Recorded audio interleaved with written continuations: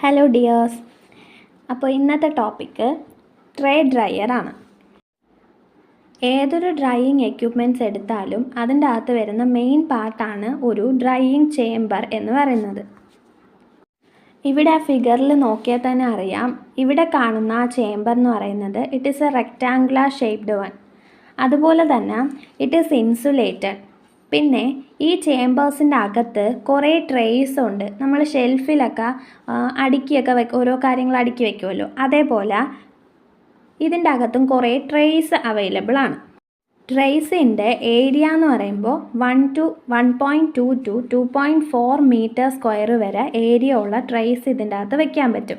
അതുപോലെ ഒരു ട്രേ ഡ്രയറിൻ്റെ അകത്ത് 3 മുതൽ 20 ട്രേസ് വരെ നമുക്ക് ഫിറ്റ് ചെയ്ത് വെക്കാം.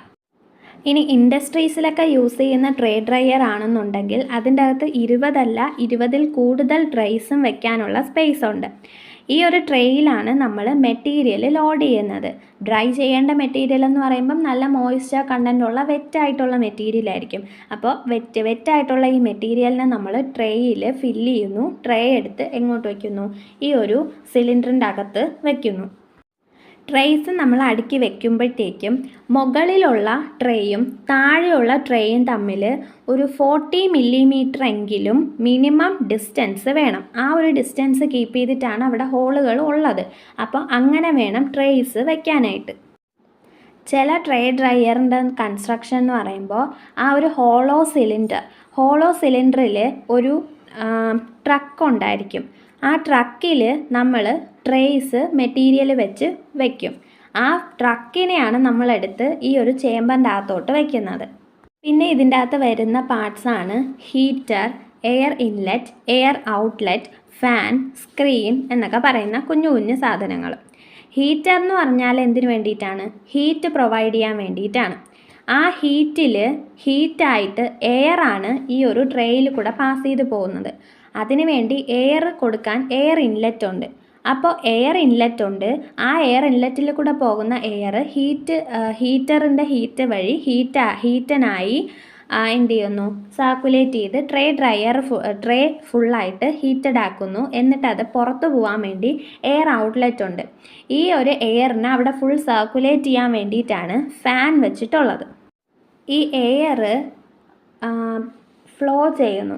ആ എയർ ഫ്ലോ ചെയ്യാൻ വേണ്ടിയിട്ട് സഹായിക്കാൻ ഈ ഒരു ട്രേ ഡ്രയറിൻ്റെ അകത്ത് വരുന്ന മറ്റൊരു കൺസ്ട്രക്റ്റഡ് പാർട്ടാണ് വെയിൻസ് എന്ന് പറയുന്നത്. അത് ഫിഗറിൽ നമുക്ക് കാണാൻ പറ്റില്ല, അല്ലാതെ എഴുതാൻ പറ്റുന്ന ഒരു പോയിൻ്റാണ് ഈ വെയിൻസ് എന്ന് പറയുന്നത്. ഇത്രയാണ് ഇതിൻ്റെ കൺസ്ട്രക്ഷൻ. നെക്സ്റ്റ് വർക്കിംഗ് നോക്കാം. വർക്കിംഗ് എന്ന് പറയുമ്പോൾ ട്രേസിൻ്റെ അകത്ത് വെറ്റായിട്ടുള്ള മെറ്റീരിയൽ നമ്മൾ ലോഡ് ചെയ്തു. എന്നിട്ട് ആ ഒരു ട്രെയിനെ എടുത്ത് നമ്മൾ സിലിണ്ടറിൻ്റെ അകത്തോട്ട് പ്ലേസ് ചെയ്തിട്ട് എയർ പാസ് ചെയ്തു ഇൻലെറ്റ് വഴി. എയർ പാസ് ചെയ്തിട്ട് ഹീറ്ററിൽ കണക്ഷൻ കൊടുത്തപ്പം ഹീറ്റായി. ആ ചൂട് കൊണ്ട് നമ്മൾ വിട്ടുകൊടുത്ത എയർ ഹീറ്റായി. അപ്പോൾ ആ ഹോട്ട് എയർ ഈ ഒരു ട്രേകളുടെ ഇടയിൽ കൂടെ പാസ് ചെയ്ത് പൊയ്ക്കൊണ്ടിരിക്കും. അങ്ങനെ പൊയ്ക്കൊണ്ടിരിക്കുമ്പോഴത്തേക്കും ഈ മെറ്റീരിയലിൻ്റെ അകത്തുള്ള വാട്ടർ വേപ്പേഴ്സ് വേപ്പറൈസ് ആവാനായിട്ട് തുടങ്ങും. അങ്ങനെ വേപ്പറൈസ് ആവുന്നു.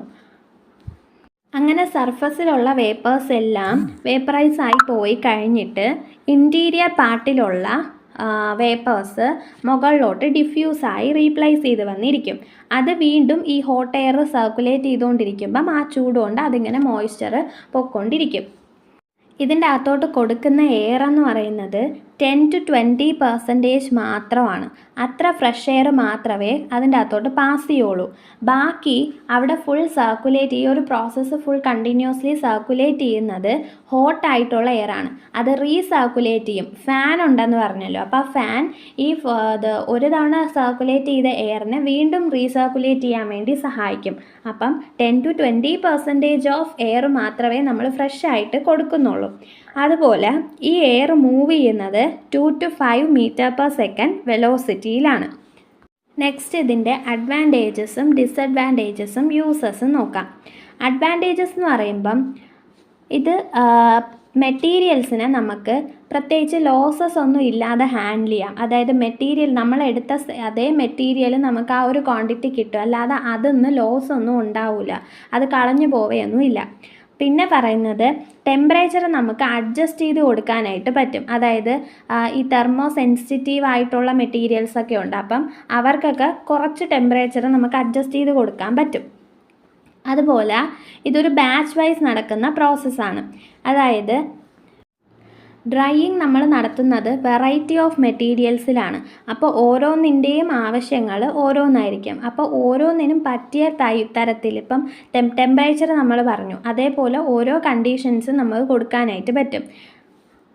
അതുപോലെ ചില പ്രോഡക്റ്റ് എന്ന് പറയുന്നത് വാല്യുബിൾ ആയിരിക്കും. ഇപ്പം ചില പൊട്ടൻ ഡ്രഗ്സ് അല്ലെങ്കിൽ ഒഫ്താൽമിക് പ്രിപ്പറേഷൻ ഇതൊക്കെ വാല്യുബിളാണ്. അങ്ങനെയുള്ള മെറ്റീരിയൽസ് പ്രോഡക്റ്റായിട്ട് നമുക്ക് വേണ്ട സമയത്ത് ഈസി ആയിട്ട് അതിനെ ഹാൻഡിൽ ചെയ്യാൻ പറ്റും. അഡ്വാൻറ്റേജസ് പോലെ തന്നെ ഇതിന് വരുന്ന ഡിസഡ്വാൻറ്റേജസ് ആണ്. ഇതിന് ലേബർ കോസ്റ്റ് എന്ന് പറയുന്നത് കൂടുതലാണ്. അതുപോലെ തന്നെ ഈ ഒരു പ്രോസസ്സ് വളരെ ടൈം കൺസ്യൂമിംഗ് ആണ്. അതുപോലെ തന്നെ ഈ ഒരു 2 to 5 m/s എന്ന് പറയുന്നത് അത്യാവശ്യം സ്പീഡുള്ള വെലോസിറ്റിയാണ്. അപ്പോൾ ആ വെലോസിറ്റിയിൽ എയർ ഇങ്ങനെ പാസ് ചെയ്യുമ്പം ഡസ്റ്റി ആയിട്ടുള്ള നല്ല ഫൈനായിട്ട് പൗഡർ പോലെ കിട്ടേണ്ട പ്രോഡക്റ്റിനെ ഒന്നും നമുക്ക് ഈ ഒരു ഡ്രയറിൽ കൊണ്ടുവച്ച് ഡ്രൈ ചെയ്യിക്കാൻ പറ്റത്തില്ല. എന്നാൽ ഈ എയറിൻ്റെ കൂടെ ഈ ഡ്രൈ ആയിട്ടുള്ള പ്രോഡക്റ്റും കൂടെ സർക്കുലേറ്റ് ചെയ്യാനായിട്ട് തുടങ്ങും. അതൊരു ഡിസഡ്വാൻറ്റേജ് ആണ്. ഇതിൻ്റെ യൂസസ് ആണ് സ്റ്റിക്കി ആയിട്ടുള്ള materials, plastic materials, granules, crystalline ആയിട്ടുള്ള മെറ്റീരിയൽസ്, ഇങ്ങനെയുള്ളവരെയൊക്കെ ഡ്രൈ ചെയ്യാനായിട്ട് എളുപ്പമാണ് ബൈ യൂസിങ് ട്രേ ഡ്രയർ. അതുപോലെ തന്നെ കെമിക്കൽസ്, പൗഡേഴ്സ്, ടാബ്ലറ്റ് ഇങ്ങനെയുള്ളവരുടെയൊക്കെ മോയ്സ്ചർ കണ്ടൻറ്റ് റിമൂവ് ചെയ്യാനായിട്ടും പറ്റും. അപ്പോൾ ഇതിൻ്റെ കൺസ്ട്രക്ഷനും വർക്കിങ്ങും നോക്കി. ഇനി ഇതിൻ്റെ പ്രിൻസിപ്പിൾ നോക്കാം. പ്രിൻസിപ്പിൾ എന്ന് പറയുമ്പോൾ നമ്മൾ പറഞ്ഞു മോയ്സ്ചർ കണ്ടൻറ്റ് സർഫസിൽ ഉണ്ടായിരുന്നത് പോയി കഴിഞ്ഞ് ഡിഫ്യൂഷൻ പ്രോസസ്സ് വഴി ബാക്കി ഇൻറ്റീരിയറിലുള്ള മോയ്സ്ചർ പുറത്തു വരുമെന്ന്. അപ്പോൾ ഡിഫ്യൂഷൻ എന്ന് പറയുന്നത് ഇതിൻ്റെ ഒരു പ്രിൻസിപ്പിളിൽ വരുന്ന കാര്യമാണ്. ഇങ്ങനെ ഡിഫ്യൂസായി വന്ന മോയ്സ്ചർ കണ്ടൻറ്റ് ഇവാപ്പറേറ്റ് ചെയ്ത് വേപ്പേഴ്സായിട്ട് പോകുന്നു ബൈ സിമ്പിൾ ഡിഫ്യൂഷൻ. ആ ഒരു പ്രോസസ്സിനെയാണ് ഫോഴ്സ്ഡ് കൺവെക്ഷൻ എന്ന് പറയുന്നത്. അതും ഇതിൻ്റെ അകത്ത് പ്രിൻസിപ്പിളിൽ എഴുതാൻ പറ്റുന്ന ഒരു കാര്യമാണ്. ഇത്രയേ ഉള്ളൂ ട്രേ ഡ്രയറിനെ കുറിച്ച് പഠിക്കാനായിട്ട്. അതിൻ്റെ construction, working, principle, advantages, disadvantages and uses. അപ്പോൾ ഇത് മനസ്സിലായി എന്ന് വിചാരിക്കുന്നു. പിന്നെ ഇനിയും ഏതെങ്കിലും ടോപ്പിക്സ് വേണമെങ്കിൽ കമൻറ്റ് ചെയ്യുക. അപ്പോൾ ഇഷ്ടപ്പെട്ട ലൈക്ക് ചെയ്യുക, ഷെയർ ചെയ്യുക, സബ്സ്ക്രൈബ് ചെയ്യുക. Thank you for watching. See you on next video.